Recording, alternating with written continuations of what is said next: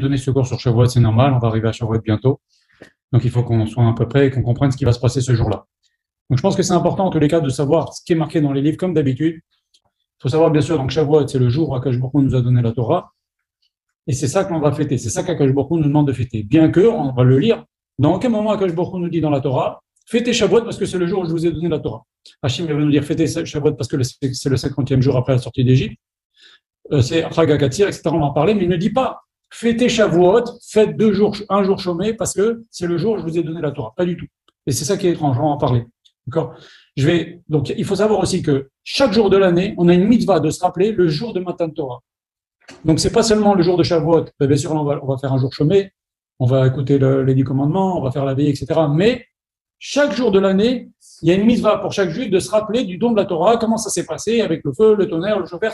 Le shofar, c'est quand même un événement, un des deux événements, comme il est marqué dans le Sefer Devarim. Il y a deux choses que les goyim ne peuvent pas nous dire, qui ne peuvent pas nous enlever, et c'est unique. Il y en a plein d'autres, mais deux que Moshe Rabbeinu cite dans le Sefer Devarim. Il dit, est-ce qu'une seule fois, il y a Dieu qui s'est révélé devant des milliers et des millions de personnes, à part ce jour-là, le jour de Matan Torah? Vous allez voir, on m'a dit dans toutes les religions. Moshe Rabbeinu, il dit ça par rapport aux autres religions. Allez voir dans les autres religions. Il y en a qui va dire, ouais, j'étais dans une caverne, Dieu il m'a parlé, mais là, c'est en public, devant 3 millions de juifs qui sont sortis d'Égypte. Akash Baruch Hu s'adresse à Moshe Rabbeinu est sur le mont Sinaï, Akash Baruch Hu lui parle, et Moshe lui répond. C'est unique dans l'histoire. Il n'y a jamais eu un événement pareil dans toute l'histoire. La deuxième chose, que Moshe Rabbeinu nous dit, mais bon, c'est pas le sujet de ce soir, c'est est-ce qu'une seule fois dans l'histoire, il y a un peuple qui a été sorti par son Dieu, avec des nissim, avec la force, avec la main forte, de force à Akash Baruch Hu. Il a écrasé les Égyptiens, il nous a sortis. Ça, c'est deux choses qu'aucun peuple peut dire, qui a vécu la même chose. Voilà. Je vais citer les différents noms de Shavuot. Shavuot, on l'appelle Shavuot parce que Shavuot, ça veut dire les semaines, donc les 7 semaines. Ce que j'ai dit tout à l'heure, la Torah ne nous dit pas que c'est le jour de Matan Torah, on dit c'est le jour des semaines. Chag Shavuot. Alors bien sûr, c'est les 7 semaines. On va voir, on va lire, c'est quand même étrange parce que quand on a lu hier dans Parashat Emor toutes les fêtes, on parle de Pessah, on parle de Sfirat HaOmer. C'est pas une fête, Sfirat HaOmer. C'est une mitzvah de couper de l'orge à la sortie du premier jour de Pessah et de l'offrir en korban, en offrande, au Beth Amikdash. Qu'est-ce que ça fait cette mitzvah de Sfirat HaOmer entre Pessah et Shavuot? Bien, d'autres noms. Pourquoi ça s'appelle Shavuot? Parce que Shavuot, c'est le pluriel de Shvuah, juré. D'ailleurs, si vous prenez la Masechet Shavuot, le Khatam Sofer, par exemple, il étudiait toujours Masechet Shavuot entre Pessah et Shavuot parce qu'il y a 49 dapim. Les 49 jours qu'entre les deux. Vous savez que dans les 49 jours, on doit se préparer. Les 41 midot qu'il faut pour recevoir la Torah sont cités dans le 6e Pérec de Pirkei Avot. Et le dernier jour, les 49 jours, c'est une révision. Maintenant, il y a, là, je vois, c'est quoi ces promesses? Alors, il y a différentes promesses pour qu'on dise Shavuot, les promesses, le jour de Shavuot. C'est Akash Baruch Hu, il nous a promis qu'il ne nous échangerait jamais contre un autre peuple. C'est ça, Shavuot, une des promesses. Et la deuxième promesse, c'est nous avons juré que, Chas v'Shalom, on ne quittera pas le service d'Hachem. Jamais on va dire, ah ben nous, Chas v'Shalom, on va aller servir un autre Dieu. C'est un lien indéfectible que les Bnei Israël, ils ont fait avec Akadosh Baruch Hu. Et ça, on le voit à la fin du Sefer de la Parashat Mishpatim. Mais en vérité, ça s'est passé avant Matan Torah. Ils ont fait une alliance, et les Bnei Israël, ils sont rentrés en alliance avec Akadosh Baruch Hu. Akadosh Baruch Hu leur a proposé, ils ont dit oui, ils ont dit Naseh v'Nishma. Ils ont fait comme un guerre, c'est-à-dire, il y a Brit Mila déjà, elle a été faite en Égypte avant de sortir le jour de Pessah, mais tous les Juifs et toutes les Juifs se sont transformés comme une conversion. Et deuxièmement, un sacrifice. Pas chacun un sacrifice que les Bnei Israël, ils ont apporté tous ensemble, c'est Moshe Rabbeinu qui l'a fait, qui a partagé, etc. Bon, c'est pas le sujet, mais en tous les cas, il y a un serment, il y a 2 serments. Des serments, c'est Akadosh Baruch Hu ne nous échangera jamais contre un autre peuple. Si on se conduit pas bien, il va nous serrer la vis pour qu'on se réveille, pas pour nous faire du mal, pour nous récupérer derrière. Par exemple, quand il y a la destruction du temple, Akadosh Baruch Hu, il a versé sa colère sur les pierres du Beth Amikdash pour nous garder comme peuple. Mais jamais on est indestructible. Akadosh Baruch Hu, il a promis que jamais il y aura un moment où il n'y aura pas de juifs. Toujours il y aura des juifs. Il y aura toujours des juifs qui respectent la Torah. Il y a marqué Loti Shachar mi Pizarro. Comprenez? Donc ça, c'est les 2 Shavuot. Et nous, on a juré donc Chas v'Shalom qu'on n'échangera pas Chas v'Shalom avec Akadosh Baruch Hu contre un autre Dieu. Maintenant, encore une autre Shavuot, c'est quoi? C'est que nous avons juré de faire la Torah les dorés d'Europe. Je vous donne un exemple. Si un juif, il dit, je jure que je mets les tefillin, est-ce qu'il doit faire une Atarat Nedarim? Pas du tout. Pourquoi? Parce qu'il a déjà juré au moment de Har Sinaï qu'il allait faire toutes les mitzvot. Donc, on ne peut pas jurer sur un serment qu'il a déjà fait. Ou est-ce qu'un juif, il peut dire, je jure que je vais manger du cochon? Il n'y a même pas besoin de lui faire Atarat Nedarim, puisque ça marche pas. ça ne peut pas coller puisqu'on a juré de respecter la Torah. Donc c'est ça les Shavuot, les serments. Okay, ça s'appelle aussi Yom HaBikurim, parce que vous savez qu'il y a une mitzvah de la Torah qui est de prendre les fruits des 7 espèces, qui sont le blé, l'orge, la grenade, la vigne, l'olive et les dattes, et les apporter au Beth Amikdash. Alors comment ça se passait? Les premières pousses de ces arbres-là que j'ai cités. Donc un type, il voyait dans son champ un grenadier, par exemple, ou un figuier, les premières grenades qui sortent, il leur mettait un petit fil rouge, il disait ça, je vais l'apporter en bikurim au Beth Amikdash. Et quand ça commençait à en pousser pas mal, il faisait un beau panier qui décorait. Et dedans, il prenait ses prémices. Prémices, ça veut dire bikurim. Et Shavuot s'appelle Yom HaBikurim. Pourquoi? Parce qu'on apportait au Beth Amikdash les bikurim dans la période qui était entre Shavuot et Sukkot. Donc c'est pour ça que ça s'appelle Chag HaBikurim, parce que c'est le début des bikurim. Et c'était une très grande fête qu'on apportait les bikurim. Quand quelqu'un arrivait au Beth Amikdash à apporter les bikurim, les gens ils arrêtaient de travailler, ils l'accompagnaient, il y avait des orchestres, ils tapaient des mains. Et on faisait quoi? Qu'est-ce qu'il disait? Il disait quelque chose au moment du bikurim, il disait exactement ce qu'on dit dans le Seder. Arami, Oved Avi, Vayared Misraïma, et Akash Baruch Hu, je te remercie pour la terre que tu m'as donnée, etc. Donc ça s'appelle aussi donc Yom HaBikurim. Ça s'appelle aussi Chag HaKatsir, Shavuot. Parce que Katsir, ça veut dire la récolte. C'est le moment où on commence à faire la récolte dans les champs. Ça s'appelle aussi, bien sûr, on va le dire dans la tefila, Zeman Matan Toratenu, mais c'est quand même étrange, puisqu'on aurait dû dire Zeman chez Akash Baruch Hu Natalanu et Torah. Au passé, on te dit Zeman Matan Toratenu. Akash Baruch Hu nous la donne maintenant. C'est le temps où tu nous donnes la Torah maintenant. Comme on dit à Pessar, Zeman Cherotenu. On n'aurait pas dû dire, on n'aurait pas dû dire ça, on aurait dû dire le moment où Akadosh Baruch Hu, il nous a sortis d'Égypte. Non, le moment où tu nous libères. Donc on va parler de ça maintenant, Bezrat Hashem. Okay, et ça s'appelle encore autre chose. Ça s'appelle Atzeret. Shavuot s'appelle Atzeret, ce qui veut dire nous retenir. Akadosh Baruch Hu, il nous retient, et c'est exactement à l'image de Shmini Atzeret. À la fin de Sukkot, Akadosh Baruch Hu nous dit restez encore un jour. Vous allez retourner chez vous, ça me fait de la peine. Restez encore un peu. C'est ça Shmini Atzeret. Et bien pareil. Il va y avoir, il y a Pessah, il y a tout le travail sur les midot du Homer. Et il y a Akadosh Baruch Hu nous dit, allez, avant de reprendre votre vie quotidienne, restez encore un jour. Le jour de Shavuot, on va le passer ensemble. C'est pour ça que ça s'appelle Atzeret. À Shavuot, il y a différents minagim. Il y a la veillée, bien sûr. La veillée avec le Tikkun, on lit tout un texte qui a été institué par le Harizal et ça reprend. On commence par lire tout le Sefer Devarim, d'ailleurs. Donc, il y a aussi le lendemain matin la lecture des 10 commandements. Ça, c'est très important. Les femmes ne sont pas obligées d'aller écouter les 10 commandements. Si elles disent bon, c'est bien. On a l'habitude de lire. C'est très important d'écouter, par contre, pour les hommes, les 10 commandements. Les hommes, les enfants qui savent bien se tenir, c'est très, très important. On va voir ce que nous disent nos textes sur l'importance de l'écouter les 10 commandements. Et encore une fois, si une femme veut écouter, tant mieux, elle fait une grande mitzvah d'aller écouter les 10 commandements, c'est très bien. Parce qu'Akadosh Baruch Hu nous dit, on va le lire, mais si on écoute les 10 commandements le jour de Shavuot, c'est comme si on les avait écoutés le jour du don de la Torah. Donc c'est très important aux yeux d'Akadosh Baruch Hu. Et pour nous, c'est bien. On lit Ruth, la Megillat Ruth, on va un peu en parler, parce que ça fait partie de Shavuot. C'est l'exemple même de la Kabbalat Torah, de recevoir sur soi la Torah, c'est Ruth.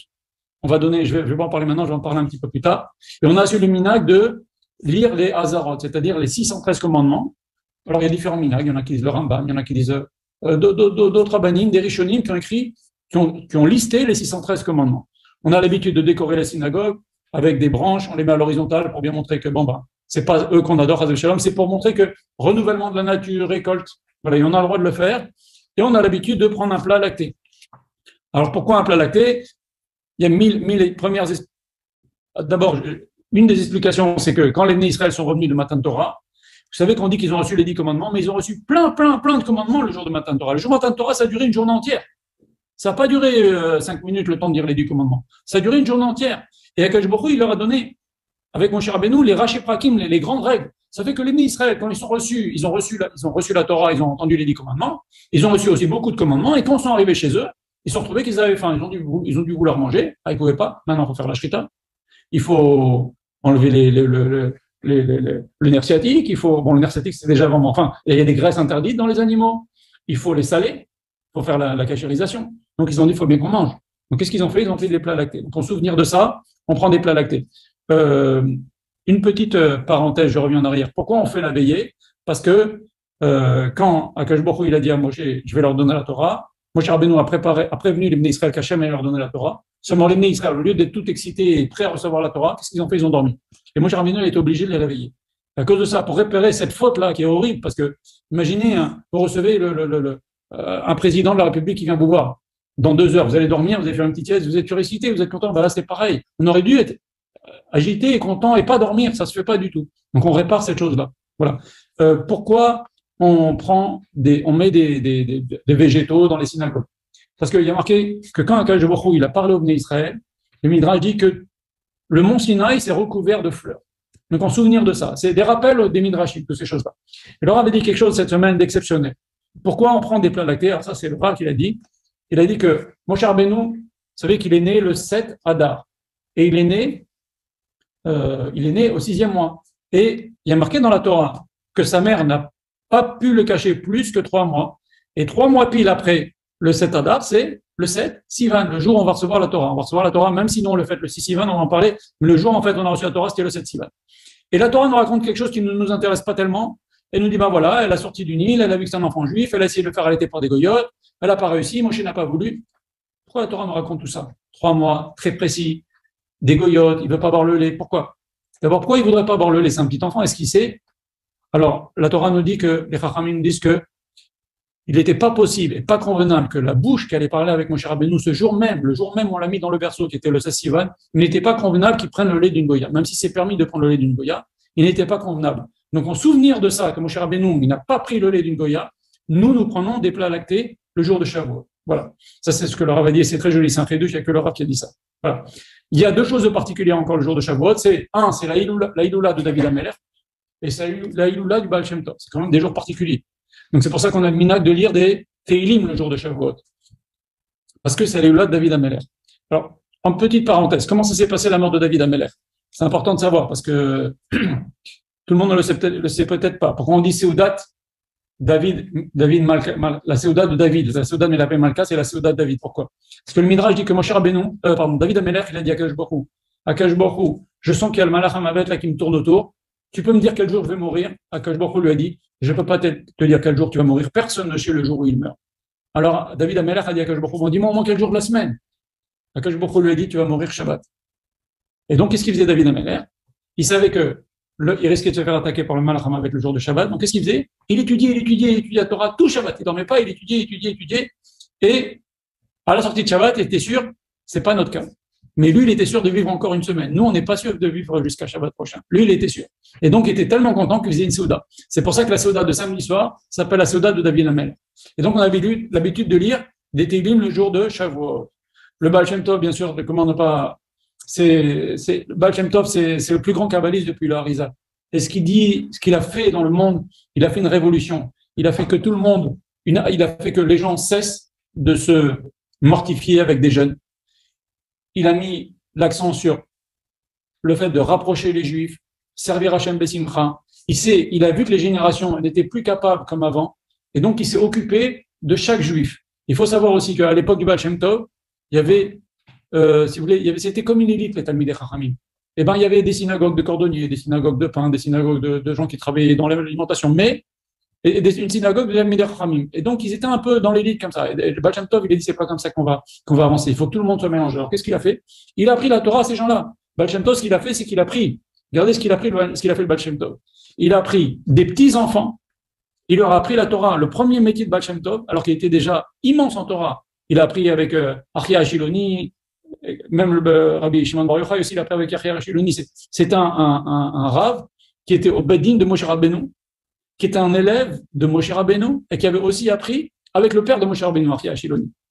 Et Achia Ashiloni, il a vécu très très longtemps, même à l'époque de Yerovam ben Nevat, c'est pas le sujet. Donc, il a appris déjà très jeune avec Achia Ashiloni. C'est comme si je vous dis, il a appris avec Eliyahu Hanavi. Et donc, il connaissait les sodas de la Torah, quelque chose d'inimaginable, mais il a caché. Il vivait comme quelqu'un de normal. Il était moré dans une école. Et qu'est-ce qu'il a fait? Il a pris exprès des jeunes, et depuis petit, il en a fait ses élèves. Donc, les élèves, on dit les élèves du Baal Shem Tov, qui sont devenus tous des grands maîtres des dynasties, Satmar, Gour, toutes les dynasties chassidiques, ils ont, quand on remonte, c'est leur ancêtre, le fondateur de cette dynastie-là, c'est un élève du Baal Shem Tov. Eh bien, les élèves du Baal Shem Tov, il les a pas pris adultes. C'est trop tard. Il les a pris jeunes, il les a formés jeunes, pour que déjà jeunes, la racine soit bonne. Et ils avaient tous Ruach HaKodesh. Je vous ai raconté une histoire la semaine dernière avec les élèves du Baal Shem Tov, qui ont mis la main dans la poche. C'était des gens exceptionnels. On va voir après. Enfin, on en a déjà parlé. Voilà. Donc, faut se rappeler aussi, c'est bien allumer une petite bougie avant Shavuot, le Nishmat David HaMelech et le Nishmat Baal Shem Tov. Alors maintenant, je vais vous lire quand même dans la Torah quelques passages pour savoir ce que la Torah nous dit sur Shavuot.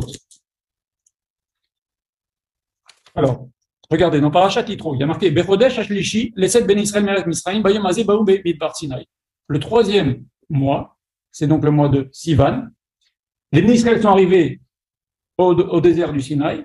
Il y a marqué Veizum et Refidim, ils sont partis de Refidim, Veyaou Midbar Sinai, Veichanou Bemidbar, ils se sont installés, ils ont campé dans le désert. Veichan Sham Israël. Et les Bnei Israël, c'est marqué au singulier. Israël, il n'y a pas marqué les Bnei Israël. Vaïchan, il n'y a pas marqué Vaïchanou, ils ont campé les Bnei Israël. Vaïchan, au singulier, Israël. Israël a campé. Ça veut nous dire quoi, nous dit Rashi? Il nous dit quelque chose d'extraordinaire. C'est que Ish Echad, Belev Echad, ils étaient unis. Et Akash Baruch Hu nous dit le Midrash, il n'y a pas de meilleur moment quand les Juifs sont unis pour que je leur donne ma Torah. Ça, c'est ce que dit le Midrash. Et maintenant, pourquoi? Il y a marqué dans le verset d'avant, ce jour-là, ils ont campé. On aurait dû dire Bayomaou. Rachid nous dit quelque chose d'extraordinaire, c'est ce jour-là, il se reproduit chaque année. Chaque année, la Torah, c'est pas quelque chose d'ancien. C'est pour ça que, par exemple, dans le schéma, il y a un tam mafsik, il faut couper, il faut dire la Torah, c'est quelque chose de nouveau. C'est comme quelque chose de nouveau, nous dit Rachid sur place dans le fromage. C'est comme s'il reçoit une lettre de nouveau. Quand tu reçois une lettre d'un président, tu en es fier, tu la lis, tu es comme ça, tu la relis. Et bien la Torah, c'est pas quelque chose de vieux, c'est pas quelque chose d'ancien. C'est Bayam Azé, aujourd'hui, tous les jours. Voilà. Et Akash Baruch Hu va parler à Moshe, et il va lui dire la chose suivante. Il va leur dire, je saute quelques versets, Ba'atem tiyuli mamlechet kohanim. Vous serez pour vous, alors déjà, juste, excusez-moi, il leur dit comme ça, il dit à Moshe Rabbeinu, il dit, Moshe ala el Elokim, Moshe est monté vers Hachem, Vaikra elav Hachem, Hachem s'adressait à lui, Minahar, de la montagne, il est mort, et Hachem a parlé ainsi à Moshe Rabbeinu, il lui a dit, Kotomar le Bet Yaakov, ainsi tu parleras gentiment au Bet Yaakov. Rachid nous dit, c'est qui Bet Yaakov? Ce sont les femmes. Vetaged les Bnei Israël. Et ainsi tu parleras aux Bnei Israël, aux hommes. Alors, Rachid nous dit, ça veut dire quoi? Raka. Rachid nous dit, aux dames, il faut leur parler avec douceur. Et aux hommes, il faut leur parler Veyaged, qui est guidine, dur comme un nerf. Parleur fort, il n'y a que ça qui comprennent. Mais aux femmes, il faut leur parler doucement. Et pourquoi aux femmes en premier? Parce que si les femmes acceptent la Torah, les enfants accepteront la Torah, les maris accepteront la Torah. Donc Hachem, il a demandé à Moshe, tu vas proposer la Torah en Israël, mais en premier aux femmes. Je ne sais pas si vous vous rendez compte, je ne sais pas si vous le saviez. Et maintenant, qu'est-ce qu'il dit à Kadosh Baruch Hu? Il nous dit, il dit à Moshe Rabbeinu, Vatem tiyuli mamlechet kohanim. Vous serez pour moi un peuple de kohanim. Vegoy kadosh, un peuple saint. Mamlechet kohanim, excusez-moi, un royaume de kohanim. Vegoy kadosh, un peuple saint. D'accord? Alors, ça veut dire quoi mamlechet kohanim? Par rapport à toutes les nations du monde, on doit être, nous, comme les Kohanim par rapport dans le peuple d'Israël, si vous voulez, il y a les Bnei Israël et ceux qui font le service au temple, ce sont les Kohanim. Et ben, parmi toutes les nations, ceux qui sont le plus proches d'Hachem pour le service, ce sont nous les Bnei Israël. C'est ça qu'Akadosh Baruch Hu veut nous dire. Vous serez Mamlechet Kohanim. Et c'est quoi Goy Kadosh? Goy Kadosh, Rachid nous dit que au moment où les Bnei Israël vont recevoir la Torah, Hachem va parler, va dire, je suis l'Éternel, tu n'auras pas d'autre Dieu que moi. Leur Neshama va sortir, ils vont mourir. Et Hachem va leur rendre leur Neshama, mais il va leur rendre une Neshama beaucoup plus purifiée qu'elle n'était avant. On dit que Akadosh Baruch Hu va leur enlever l'impureté du serpent, c'est-à-dire la faute d'Adam Arishon, qui a fait qu'on a au fond de nous un Yetzer Hara énorme, et ça a entraîné la mort. Quand les Juifs ils ont entendu les paroles d'Hachem, ils ont perdu leur Neshama, Akadosh Baruch Hu leur a rendu une Neshama toute propre. Il leur a enlevé les traces de la faute d'Adam Arishon, ce qui fait que, au moment où on a reçu Matan Torah, jusqu'au veau d'or, les Juifs étaient immortels. Nos Chachamim nous disent qu'on est arrivé à l'état d'Adam Arishon avant la faute. Donc c'est ça le Goy Kadosh. Et malgré tout, malgré que les Juifs ont refauté après, au moment du veau d'or, il faut savoir qu'il y a des particuliers qu'il y a du fait que Akadosh Baruch Hu nous a lavé notre Neshama, nous a rendu une Neshama propre. Déjà, quand un tzaddik meurt, un grand tzaddik meurt, et ça on trouve ça que chez les Bnei Israël, si on ouvre sa tombe pendant même au bout de 3 siècles ou 10 siècles, il est nickel, il n'est pas abîmé. C'est ça, Goy Kadosh, vous comprenez? Il y avait encore autre chose, mais bon, ça s'est perdu. Mais bon, on a quand même, vous savez, quand vous mettez à côté des gens qui ne sont pas juifs, et bien, avec tout le respect que l'on a, chacun a son rôle dans le monde, mais on est très différents. C'est ça qu'on nous dit. On est très différents. Voilà. Et donc, Moshe Rabbeinu, il est censé parler au Bnei Israël, et voilà, qu'est-ce que fait Moshe Rabbeinu? Il fait pas ce qu'Hachem lui dit. Hachem lui dit, parle au Bnei Israël. Vous lui direz que je suis Goy Kadosh Mamlechet Kohanim. Et voilà, qu'est-ce que fait Moshe? Moshe, il est venu, il a appelé les sages. les anciens. Il a mis devant eux toutes les paroles qu'Hachem avait ordonnées. Et pourquoi Moshe Rabbeinu n'a pas parlé au peuple comme Hachem lui avait demandé? Le Midrash dit que Moshe Rabbeinu, il avait peur que parmi les Israël, il y a des gens qui vont dire ah non, on veut pas, etc. Qu'est-ce qu'il a fait? Il a proposé la Torah aux anciens, et les Israël, ils se sont agglutinés pour voir ce que Moshe Rabbeinu allait leur proposer. Et quand ils ont vu que les anciens, bien sûr, ils ont dit oui, tout le peuple, est marqué le verset d'après. Veyanu Kolam, Moshe Rabbeinu ne s'est pas adressé à eux, il s'est adressé aux Ékanim, mais ça, il faut le lire dans le texte. Veyanu Kolam, le peuple a répondu, Yardav, ensemble, Vayomu Kol Asher Diberash, Hashem Naaseh. Ils ont dit Hachem, Naaseh, on fera. Ok? Naaseh Venishma, c'est dit aussi à la fin de Mishpati, mais après l'alliance, quand ils ont fait les korbanot, etc., c'est un petit peu plus tard. Avant Matan Torah, les Juifs, ils ont dit encore Naaseh Venishma. Voilà. Donc, ça, c'est les événements, comment ils se sont passés. Et après, qu'est-ce qu'on voit dans les versets, quelques versets après? Il y a marqué Vayomer Hachem El Moshe, Lech Elam, va au peuple, Veki Dashtem, vous vous sanctifierez Ayom ou Maha, aujourd'hui et demain, Vekitsu Simlotam, et vous, textuellement, vous laverez vos vêtements.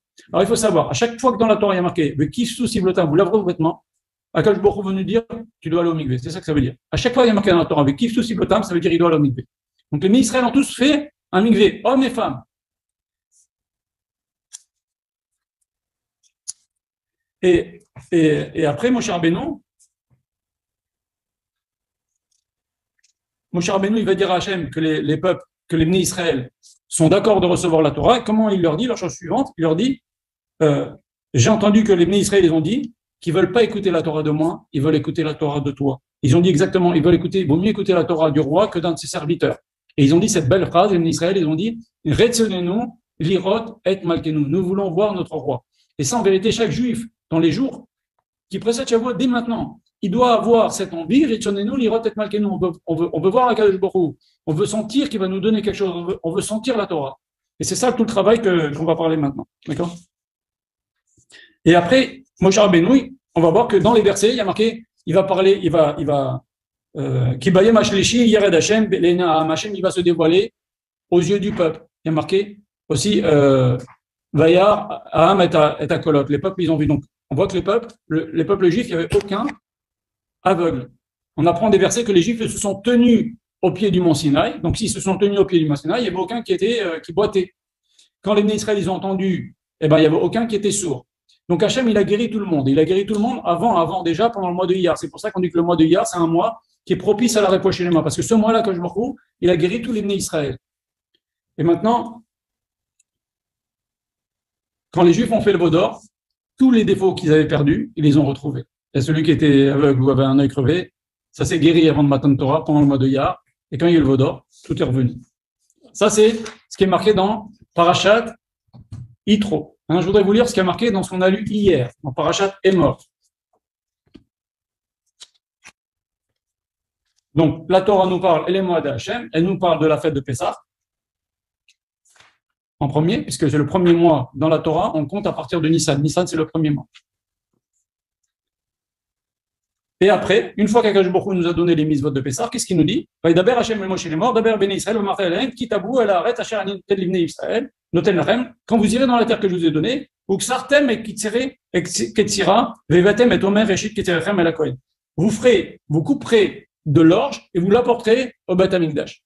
Qu'est-ce que vient faire cette mitzvah du Homer dans les fêtes? Parce que là, après, on va parler de Shavuot. Qu'est-ce que vient faire cette mitzvah du Homer? Ça vient nous apprendre que. Et après, regardez ce que nous dit la Torah. Elle nous dit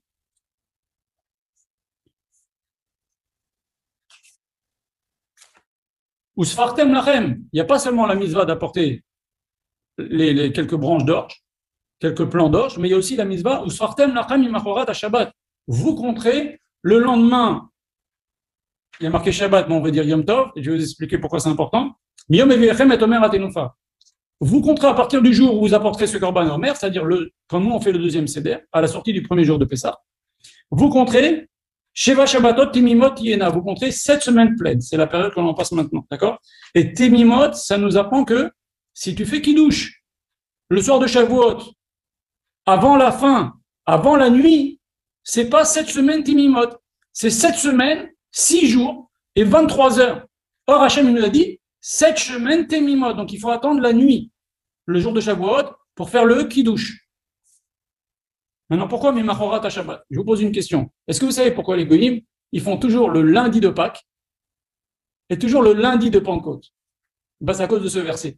Parce que d'abord, si on n'a pas la Torah orale, on peut se tromper, puisqu'il y a marqué dans la Torah, Mimachorat à Shabbat. Tu compteras le lendemain du Shabbat. Donc, normalement, si on lit ça, on va commencer à compter le Homer, le Shabbat qui suit Pessah. Or, nos Chachamim nous disent, Macharat à Shabbat, c'est Yom Tov. Yom Tov aussi, il a appelé Shabbat. Et donc, qu'est-ce qu'ils ont fait, les goïms? Ils ont dit, nous, ils n'ont pas la Torah orale, donc, même Macharat à Shabbat, qu'est-ce qu'ils font? Ils comptent, pour eux, le Shabbat, c'est plus bon, c'est dimanche. Le lendemain dimanche, au printemps, c'est Pâques. Vous comprenez? Mais Machorat à Shabbat. Eux, le Shabbat, c'est dimanche, et donc ils comptent le lendemain dimanche et lundi. Ils font donc toujours lundi de Pâques. Et ils prennent ça de ce verset-là. Et après, ils comptent 50 jours. Ça tombe le lundi de Pentecôte. Pentecôte, vous leur demandez, les goïms, ils savent, c'est le jour où on a reçu la Torah. Mais bon, ils font n'importe quoi. Enfin, bref. Et donc, maintenant, la Torah va nous dire que, au bout de 50 jours, on fait quelque chose d'étrange. On fait 2 pains, Hametz. Toutes les fois, on apporte des pains dans le Beth Amikdash. Je savais que chaque semaine, il y a le Shulchan, il y a ce qu'on appelle les pains d'assignation. C'est comme des grosses chalotes, mais c'est des chalotes qui sont matzah. Quand un juif, un pauvre, il apporte un korban ani, c'est de la farine, eh ben, ça doit rester matzah, ça peut pas être hametz. Quand le Kohen, il apporte un korban mincha, c'est de la farine, de l'huile, il faut pas qu'il y ait de l'eau, il faut pas que ce soit hametz. Or, le jour de Shavuot, le seul korban, le seul pain qu'on apporte de toute l'année qui est hametz, c'est le jour de Shavuot. Alors ça, pourquoi? Bon, on va en parler, si vous voulez, on peut en parler maintenant, mais c'est quand même étrange que la Torah nous précise une chose pareille. Il faut que ce soit hametz d'Avka. Pourquoi? Parce que le jour de Shavuot, maintenant qu'on reçoit la Torah, vous savez qu'on a dit que le hametz, ça représente le Yetzer Hara. Et ben, le jour de Shavuot, c'est le jour où on a reçu la Torah. Quand on a reçu la Torah, on peut dominer le Yetzer Hara. C'est ça qu'Akadosh Baruch Hu veut nous dire. Faites le hametz. Parce que maintenant que je vous ai donné la Torah, vous allez pouvoir dominer le Yetzer Hara. Comme nous dit la Gemara, elle nous dit, Barati Yetzer Hara. J'ai créé Yetzer Hara, c'est un ange, il est très dur à vaincre. Barati yo lo Torah tavlin. Je lui ai créé la Torah comme condiment, comme épice. Ça veut dire quoi? Pas comme antidote. On ne peut pas le tuer, le Yetzer Hara. Sauf certains tzadikim, comme David Amelech, il dit Libi halal bekerbi, moi je l'ai tué le Yetzer Hara. Mais c'est impossible de le tuer. Par contre, on peut le mettre à notre service. On peut faire pour l'empêcher de diriger notre vie. Et ça, c'est grâce à la Torah. C'est pour ça que le lechem du jour de Shavuot, c'est du chametz. Et maintenant, qu'est-ce que nous dit la Torah? Ukratem be'etzem hayomazé. Encore une fois, on dit be'etzem hayomazé, en plein dans ce jour-là. C'est-à-dire, ça nous apprend qu'au contraire de Shabbat, il n'y a pas une mitzvah de Tosefet Shabbat pour Shavuot, de Tosefet Yom Tov pour Shavuot. Par exemple, les autres Yom Tov. Ben, on n'attend pas la dernière limite pour allumer les bougies, on attend avant la nuit, avant la shkia, pardon, vous comprenez, avant le coucher du soleil. Et bien là, il n'y a pas cette mitzvah-là du tout. On doit attendre la nuit, Be'etzem Hayom Hazeh, ce que nous dit le verset, ou Kratem, Be'etzem Hayom Hazeh, ce jour-là, vous l'appellerez Mikra Kodesh, une convocation sainte, il a rien comme les Chet Avoda, vous ne faites pas de travaux, etc. Voilà.